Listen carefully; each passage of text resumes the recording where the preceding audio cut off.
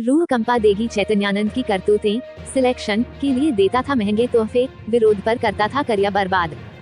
राष्ट्र चंडिका न्यूज। दिल्ली के प्रतिष्ठित Shri Sharda institute of Indian management (SRISIM) में छात्राओं के साथ कथित यौन शोषण के आरोपी स्वामी चैतन्यानंद सरस्वती उर्फ पार्थ सारथी के काले कारनामों को लेकर बेहद चौंकाने वाले खुलासे सामने आए हैं।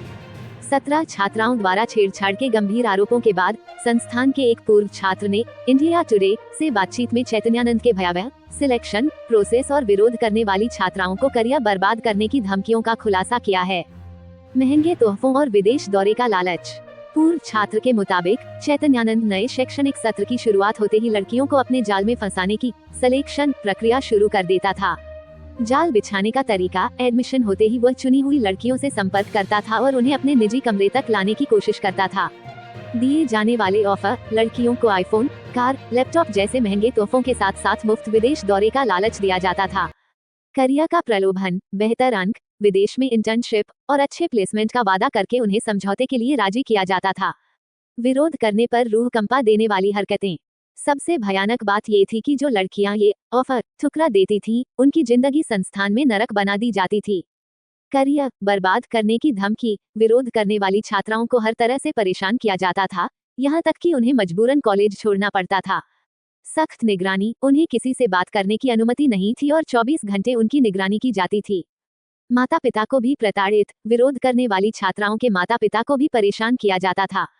चैतन्यानंद खुद अलग अलग क्लास लेकर या व्यक्तिगत बातचीत के माध्यम से शिकार के लिए लड़कियों का चुनाव करता था।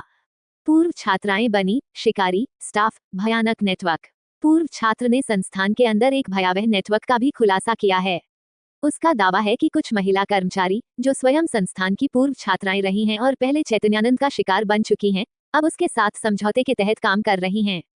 नेटवर्क की संरचना, पूर्व छात्र के अनुसार ये महिला स्टाफ दूसरी लड़कियों को चैतन्यानंद के कमरे में जाने के लिए सहमत करती हैं। समझौते का लालच, इन पूर्व छात्राओं को भी पहले स्वामी ने ऐसे ही ऑफर दिए, उन्हें विदेशी दौरों पर ले जाया गया और अब उन्हें संस्थान में नौकरी मिल चुकी है। ये खुलासा दिखाता है कि स्वामी चैतन्यानंद ने अपने कुकर्मों को अंजाम देने के लिए किस तरह संगठित और भयावह नेटवर्क तैयार कर रखा था। पुलिस अब फरार स्वामी चैतन्यानंद की तलाश में जुटी है और ये नए खुलासे पुलिस जांच को एक नया और गंभीर मोड़ दे सकते हैं। स्वामी की गिरफ्तारी की कोशिशें। फरार और वेश बदलना। स्वामी चैतन्यानंद फिलहाल फरार है और गिरफ्तारी से बचने के लिए लगातार अपना ठिकाना बदल रहा है। पुलिस सूत्रों के अनुसार वह वेश बदलकर यात्रा कर रहा है और पकड़े जाने से बचने के लिए मोबाइल फोन का इस्तेमाल कम कर रहा है। उसकी आखिरी लोकेशन आगरा के पास ट्रेस की गई थी, जिसके बाद दिल्ली पुलिस ने कई राज्यों उत्तर प्रदेश, हरियाणा, बिहार, राजस्थान और उत्तराखंड में छापेमारी तेज कर दी है। उसे देश से भागने से रोकने के लिए हवाई अड्डों पर भी अलर्ट जारी किया गया है। एंटीसिपेटरी बेल अर्जी वापस। आरोपी ने अग्रिम जमानत एंटीसिपेटरी बेल के लिए अदालत का दरवाजा खटखटाया था, लेकिन पुलिस द्वारा मजबूत जवाब दाखिल किए जाने के बाद उसने अपनी बेल अर्जी वापस ले ली। 2016 में भी हुई थी गिरफ्तारी। चैतन्यानंद के खिलाफ ये पहला मामला नहीं है। जानकारी के अनुसार 2016 में भी एक छात्रा ने छेड़छाड़ का मामला दर्ज कराया था, जिसके बाद उसे गिरफ्तार किया गया था, हालांकि बाद में उसे जमानत मिल गई थी। इस मामले में राष्ट्रीय महिला आयोग (NCW) ने भी दिल्ली पुलिस कमिश्नर को पत्र लिखकर आरोपी की तुरंत गिरफ्तारी के निर्देश दिए हैं। पुलिस का दावा है कि आरोपी को जल्द ही गिरफ्तार कर लिया जाएगा।